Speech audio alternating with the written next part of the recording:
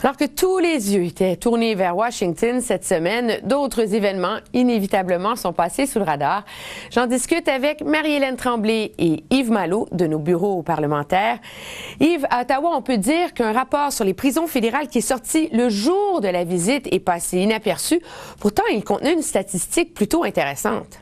Effectivement, une statistique très intéressante. Vous savez, il y a des années que l'enquêteur correctionnel du Canada dénonce une mesure surutilisée et cette mesure, c'est l'isolement correctionnel. Qu'est-ce que l'isolement? C'est quand un prisonnier suspecté d'être peut-être un peu trop dangereux est mis en cellule 23 heures sur 24 avec simplement un lit et une toilette, mange seul, prend une douche aux 2 jours.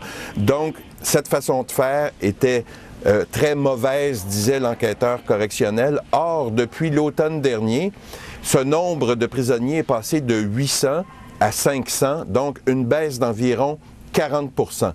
À quoi peut-on attribuer cette baisse? Est-ce que c'est parce que le Parti libéral a pris le pouvoir et eux, déjà le ministre de la Justice avait dans sa lettre de mandat, le mandat d'ailleurs de baisser le nombre d'isolements cellulaires. Or, selon l'enquêteur correctionnel, ce n'est pas nécessairement lié à l'élection d'un gouvernement libéral. Cette tendance était déjà amorcée sous le gouvernement conservateur, mais l'enquêteur correctionnel le dit de façon très claire, l'isolement est une mesure de dernier recours qui était beaucoup trop utilisée et même s'il y a une baisse significative, il s'inquiète tout de même parce qu'il y a, selon lui, motif à modifier la loi qui existe en ce moment pour encadrer de façon beaucoup plus stricte ce recours à l'isolement.